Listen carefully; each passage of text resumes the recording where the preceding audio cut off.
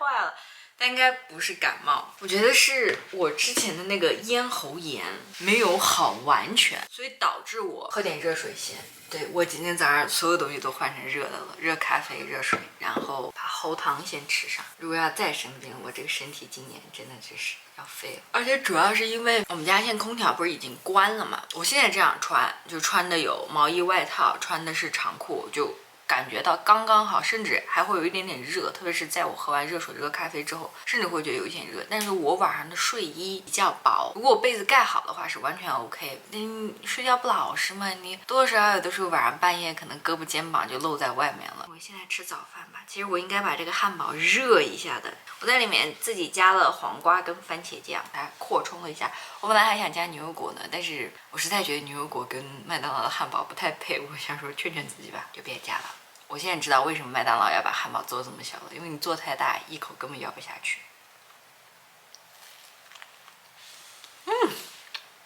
这个番茄酱是灵魂，我这个番茄酱加的很对。吃完就来上班，然后这周一直到周五都还挺忙的。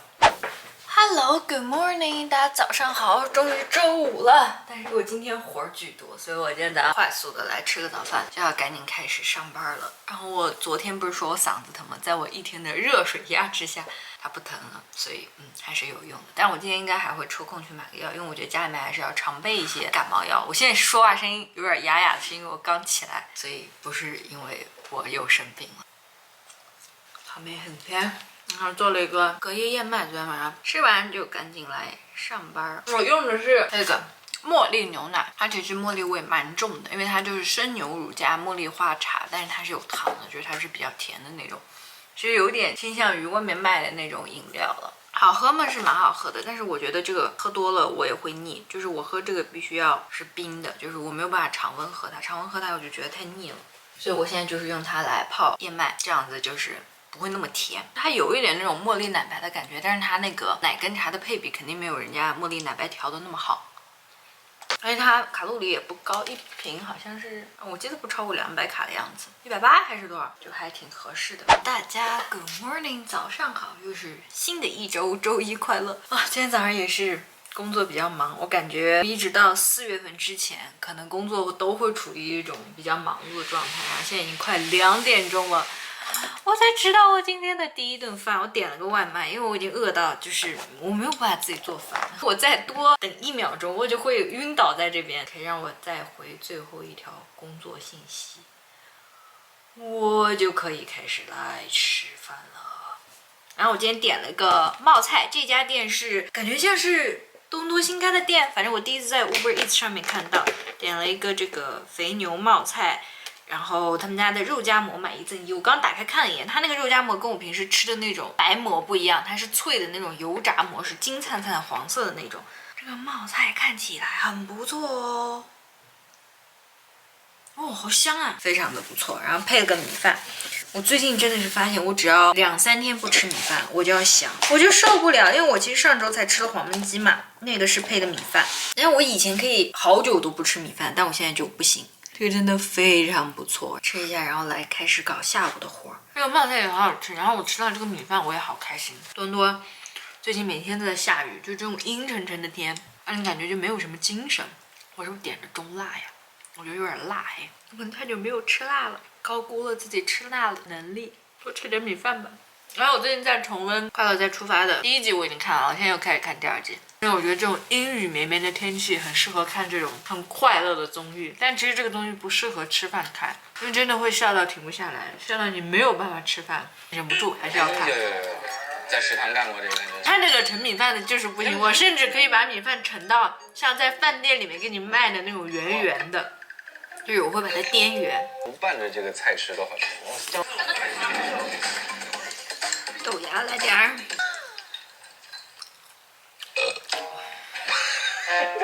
不是我，是他们。我的那个人完全是个卡顿，你知道吗？我不敢。丹丹姐，好碗有饭。然后里面还有鹌鹑蛋，然后还有肠。我们一起来，在这个地方。我来到了东北，还是老地不穿的味道。好吃。Hello， 大家，现在是晚上的7点多钟。我下了班之后把vlog剪出来了，然后现在准备吃完饭来加字幕。虽然说我感觉我吃完饭之后加不了太久的字幕，我现在因为已经很累了，我眼睛都是有点花了的那种感觉。我本来想着今天就不吃晚饭了，因为我今天中午的那个冒菜吃的有点多，但是我饿了。我发现脑力劳动比体力劳动会更让我更加快的感受到饿，所以我就想说，先尝一下它这个红烧肉盖饭吧，看起来寡淡无味，平平无奇，但感觉之后可以再炒个青菜一起这么配着吃。我真的太爱吃米饭了，要怎么办啊？你别说，它这个红烧肉有点东西，不难吃，因为是那种特价午餐那种盖饭，我以为它红烧肉可能就随便做做。那可以，这红烧肉不难吃，而且是在已经凉了的情况下，这明天热一下，那还了得。因为我今天晚上主要吃的是这个肉夹馍，是这样的，是这种金黄灿灿的饼，这个看着真的有点不错哈。我准备把晚饭吃完，再加上半个小时的字幕吧，看能加多少。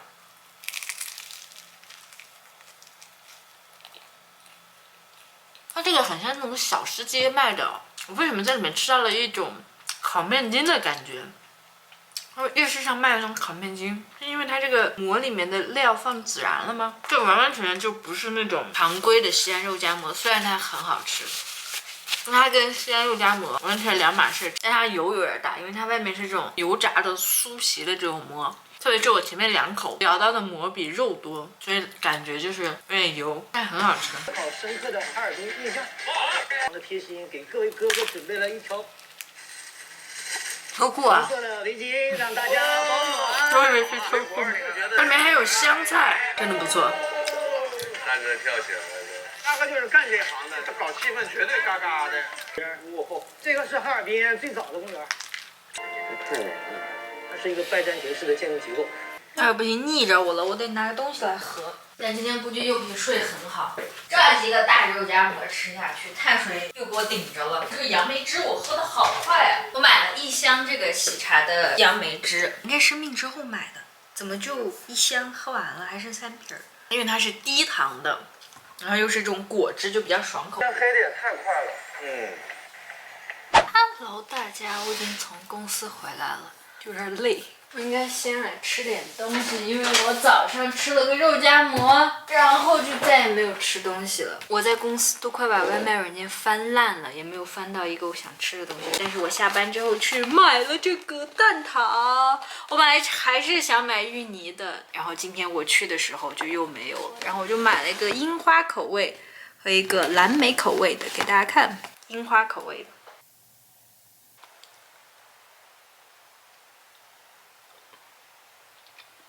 巧克力，其实它做成饼干会比较好，因为饼干没有那么腻。这个味道好熟悉，但是我突然一下说不出来。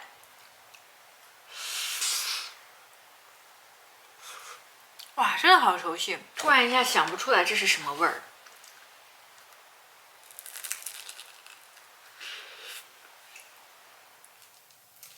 吃完了我也没有想出来这是个啥味儿。但就是还挺好吃的。然后我还买了一个这个，我之前不是一直想尝的他们家新出的这个红豆抹茶贝果。然后我看小红书上面他们都说里面有很大的一块抹茶，是抹茶生巧来的。虽然说我没有很爱抹茶这个东西，但是我想尝一下。继续上班。然后我们公司去年的这个圣诞礼物终于到了，我一直在纠结我要不要拆，我又想把它卖掉，然后又想自己试一下。你说我把它卖掉吧，先不说卖不卖得出去，因为它这个是有尺寸的，是6号。因为我当时从公司订的时候，我是想说自己用嘛，所以我就订的是跟我自己手尺寸一样的。我手指的这个尺寸就是能戴的人就很少，然后这个尺寸我要卖的话，肯定也只能出给女生，所以就是也不一定好不好出。再加上你把这个东西买回去之后，你还得就是花钱去买它这个会员，就有一个 subscription fee。我发现我们公司每年送我们的东西就都有这个破毛病，就去年的这个，前年的 VR 眼镜，再加上大前年那个健身自行车，所有的东西它都是这种需要订阅阅费的。但是我同事有跟我讲，他说你好像直接拿公司的 email 去注册的话，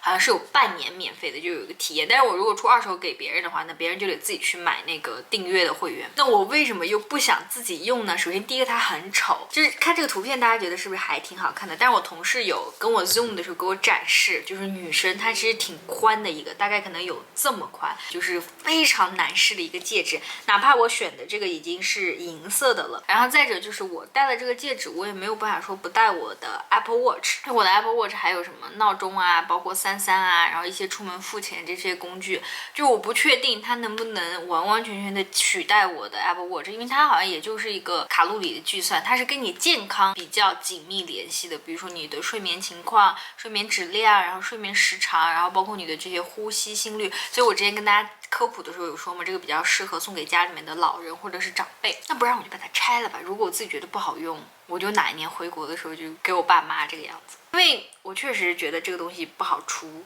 然后人家还要再去买订阅的会员，然后我自己又有点好奇这个东西到底好不好用。我可以试验2周，就是因为确实我最近就是用 Apple Watch 的频率没有以前高了，我只要不出门，我用 Apple Watch 的频率就比较的低，而且再加上我 Apple Watch 用了4年了，它就是最近的这个电池的问题就是个大问题。那不然我们就拆开看看好了。这下是真拆了，挺好的。反正今年圣诞也没有给自己买礼物，今年生日也没有给自己买礼物，这个就当礼物。来开个箱，看它就是长这样的，咚咚咚咚咚咚，它其实还蛮大一个的吧？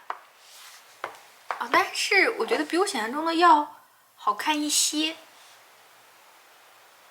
戴到我的中指上吧，我中指上刚刚好。但是你看到了啊，它就是很宽。然后有金属感，而且它没有任何的设计，它就是一个圆圈，像戴了个扳指一样。然后这个底座应该就是给它充电的一个充电器，看看里面还有什么啊？有一根充电线，这个据说是可以5、6天一充的，这个真的是非常厉害。然后好像也是防水的，但是我洗澡肯定会取，就是我动起来的话。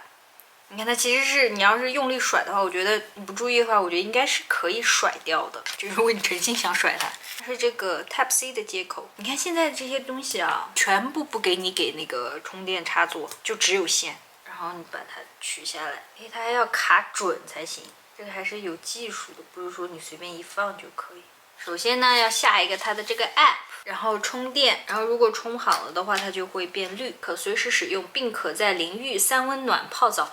3温暖这种词到底是谁翻译的呀？是个韩国人翻译的中文吗？他应该想说的应该是桑拿之类的，泡澡、游泳以及浮潜式穿戴。然后它的防水性达100公尺，也就是328英尺，这2个单位我都不知道是多少。电池寿命一般最多8天，这个我需要好好的测试一下能不能待够8天。它这个戒指上也没有任何的按键什么的，所以其实是没有任何的这个使用门槛的。让我来下一下它这个 app。所以我觉得这个其实真的买给父母，买给长辈，然后你把 app 下到你自己的手机上面，这样如果有什么问题，就是你会第一时间知道。它 app 就长这个样子，就可以连起来了，噔噔，跟你的戒指连起来了。然后要输入你的出生年月日。然后你的体重，我最近长了3公斤，这最近真的是吃的有点太好了。然后你的性别啊，它这个性别只有 male, female and other， 没有那么多乱七八糟的东西。What's your focus area? Be productive and energetic. Develop my learning skill。它只能选一个，那我就选第2个吧。怎么办？Be more present and focused， 这个我也想选。Improve my health 我也想选。Manage stress levels 我也想选。它这个每一个选项我都好想选，算了，还是 be productive and energetic 吧。Choose the option that best describes your current situation. I sleep well and feel energetic. Not really. I think I could sleep better. I'm often tired. 我选这个。I have trouble sleeping. 也没到那儿。我应该是中间这一档。You can choose multiple options. That's good. I work shifts or nights. Nope. I have small kids. Nope. I share my bed with someone. Nope.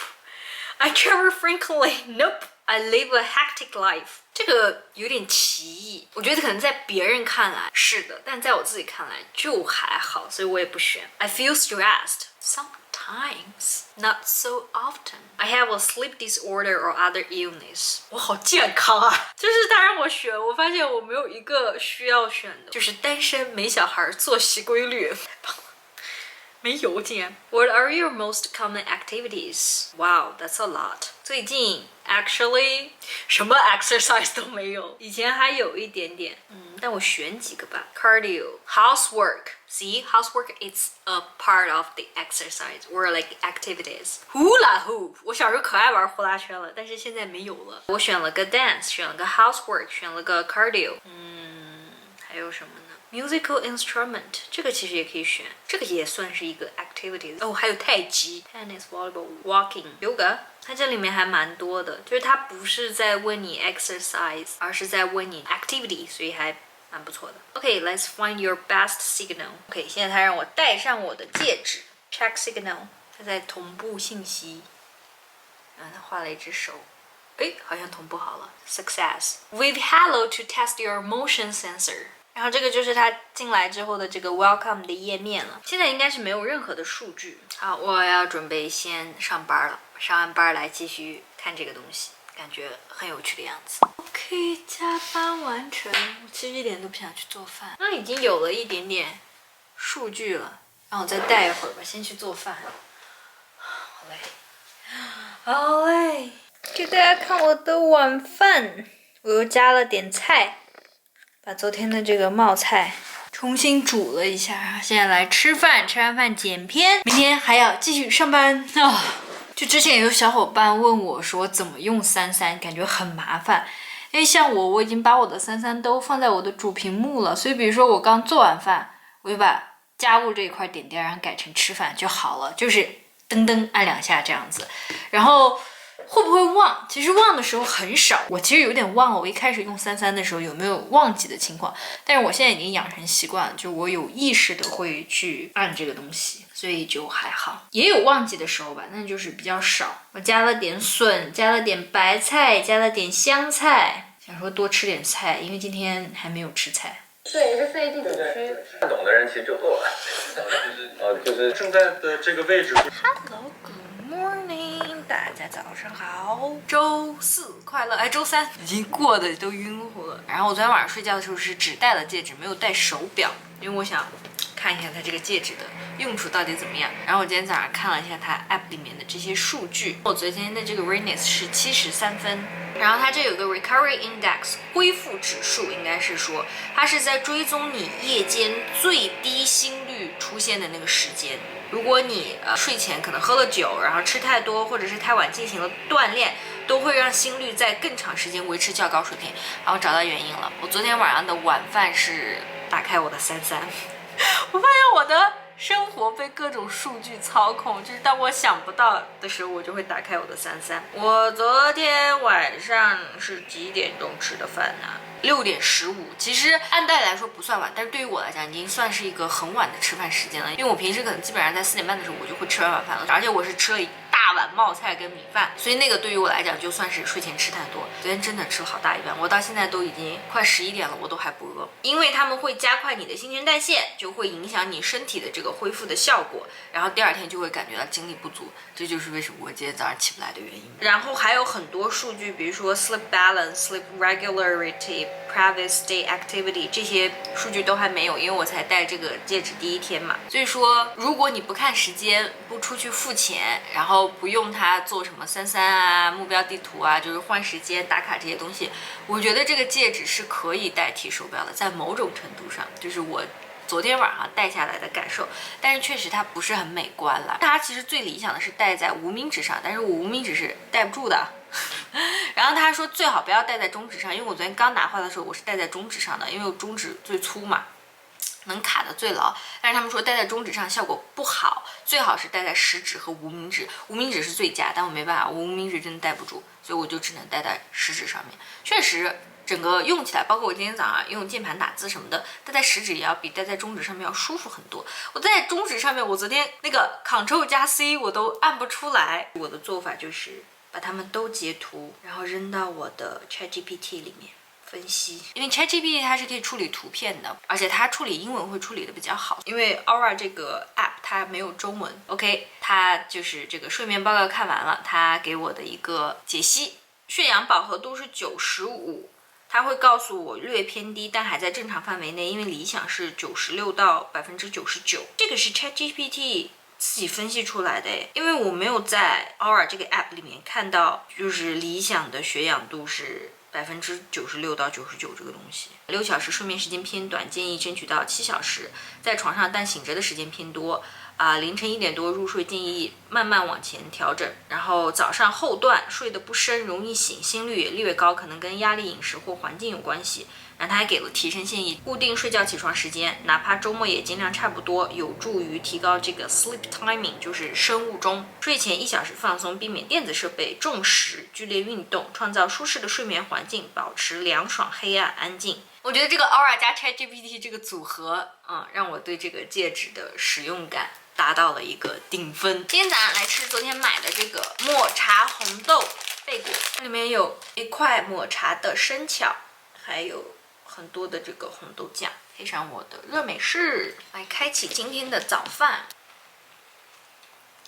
抹茶味好重好重，我觉得偶尔吃是可以的，一直吃的话有点腻啊。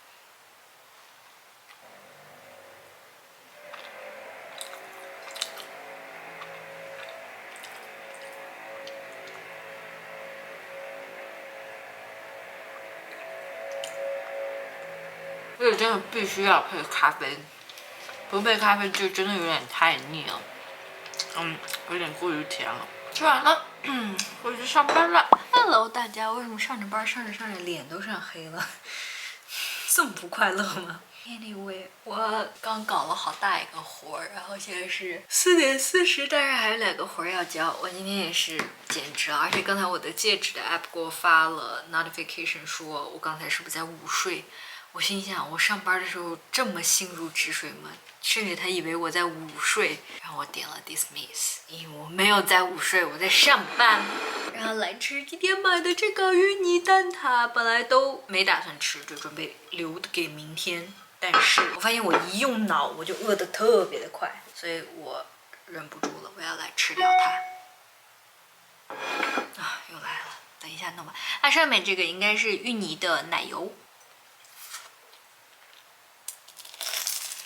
软蛋放到鼻子上了，但里面是有芋泥的，因为如果芋泥放在上面，它会太重了，它这个塔就被压垮了。它是里面下面麻薯、蛋挞、芋泥奶油，这个能不能不要搞成季节限定，可不可以变成常驻嘉宾？这个应该是我吃他们家蛋挞这么久以来最爱的一个味道去上班了，说实话，我现在脑容量都已经没有了，我有点累，非常的累，但是还是要把该弄的都弄完。好了，下班，我都有点失声了，话都说不出来了。给大家看一下。我今天去超市买的几个小盆栽，然后我就准备开始要来收拾东西了。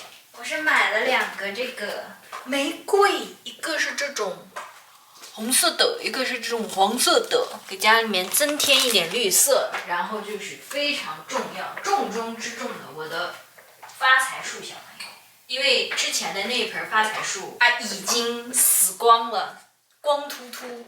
所以我买了一个，我挑了一盆最茂盛的，看到了吗？哇，这个也太茂盛了！上面写的什么 ？2 cubes once a week.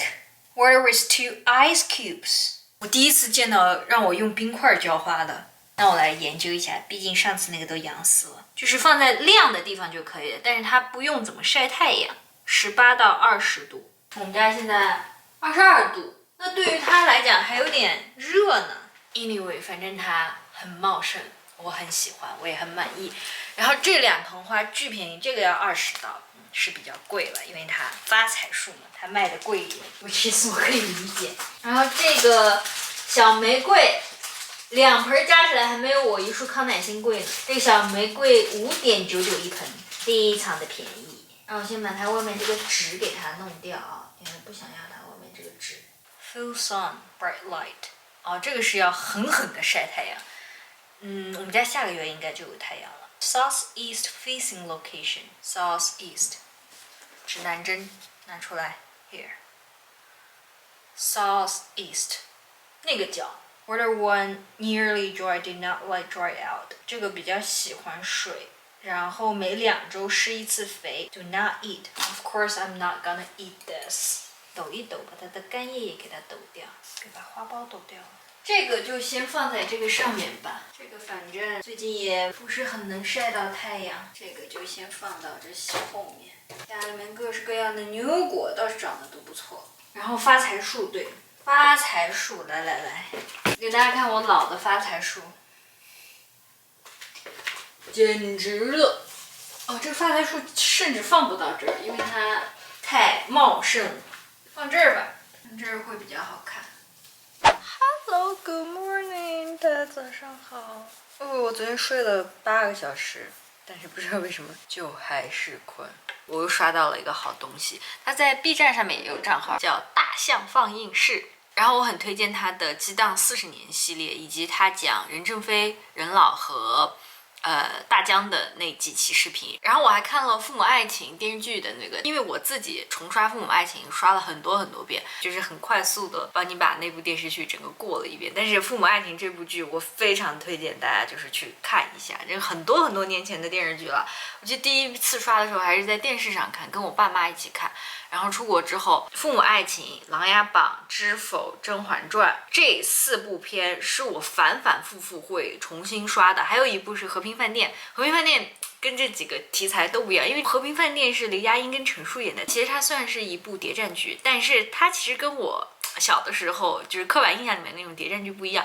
因为我知道正午阳光的剧拍得很好，所以我看完《琅琊榜》之后，就是我想说去看一下原班人马的《伪装者》，但我发现《伪装者》我看不太进去，可能是我自己对谍战这个题材不是到那么的感兴趣。但是和平饭店它不一样，它是有一定喜剧成分在的。我觉得他们选雷佳音去当男主角真的是太妙了。然后他们演的是一对误打误撞的假夫妻，然后被关在和平饭店里面，然后就是有一系列的斗智斗勇，就是他跟陈数的那个反差感特别的明显。就雷佳音本来的身份是一个土匪头子，但是他是一个讲文化的土匪头子，但是他内心里面的那个匪气还是在的，所以他整个人的形象都是那种大大咧咧。然后陈数的那个角色是一个非常专业的，然后受过很多年训练的一个非常优秀的特务工作者，所以他整个人给人的形象就是高知。所以他们两个的那个反差，然后所碰撞出来的那些火花，真的就非常的有趣。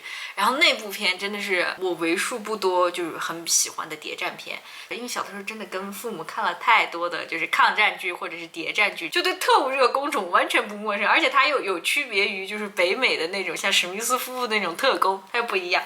但是真的给我留下印象的是这个，而且和平饭店是我会2刷的，就它不无聊，它不是单纯的在讲一些这种谍战工作，而它中间超级多的喜剧元素，是真的非常好笑的那种。因为我一直觉得这种谍战剧还挺烧脑的，作者埋的伏笔，故事情节的反转推动。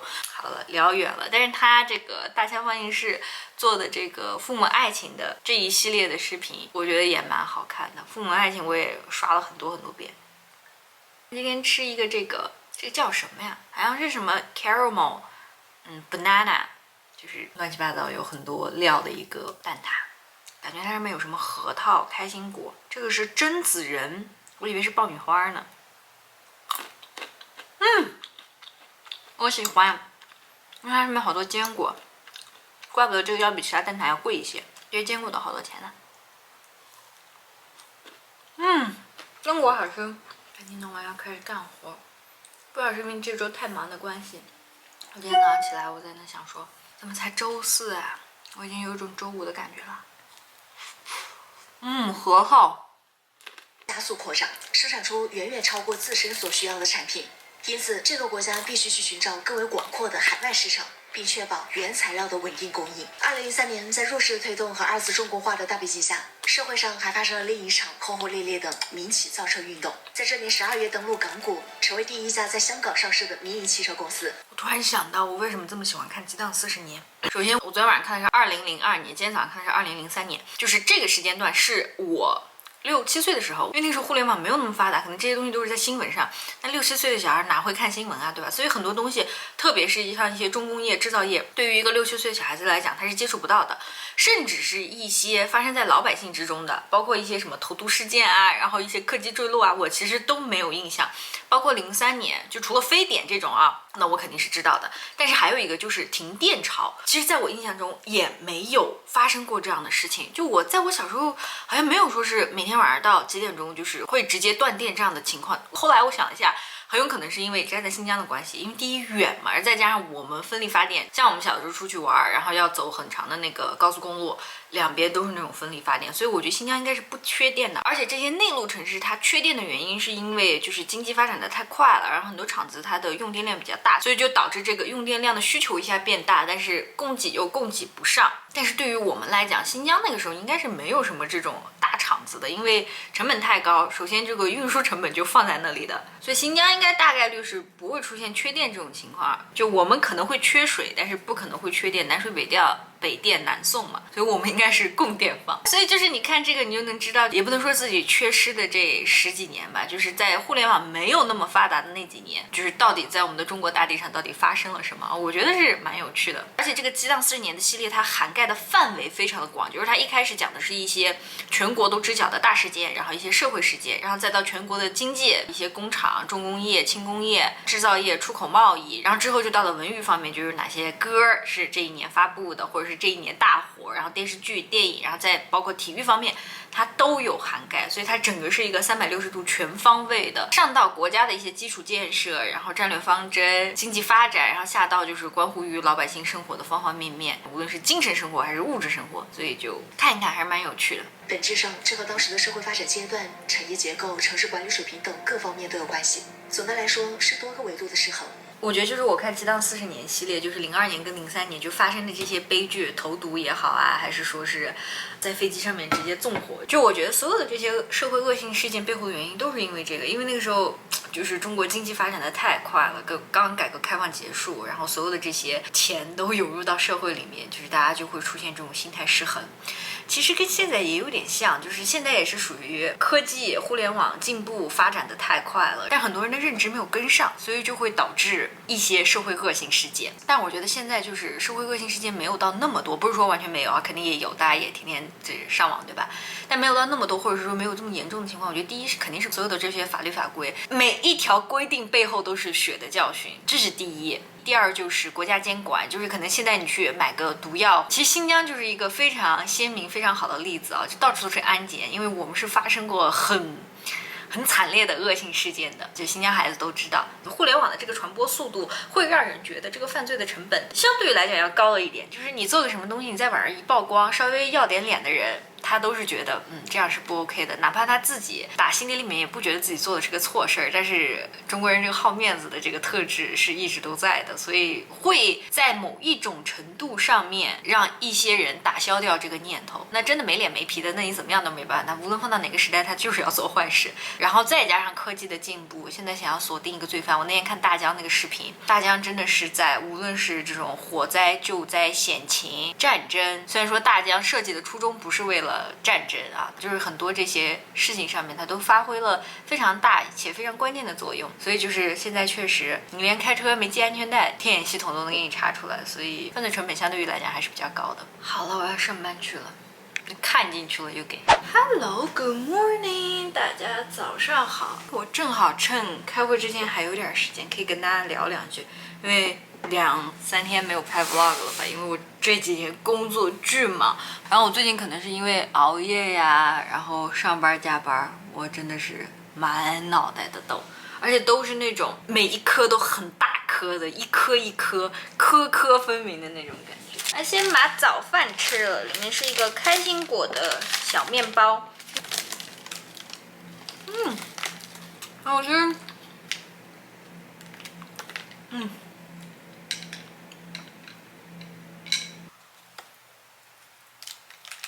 我最近不是在戴这个戒指吗？我觉得其他都好，唯一一个就是为了是想抬手看一下时间，如果手机不在自己身边的话，我就找不到东西看，我就会很难受，特别是晚上睡觉的时候，半夜醒来想说去看一下几点了，没有表就只能满床摸手机。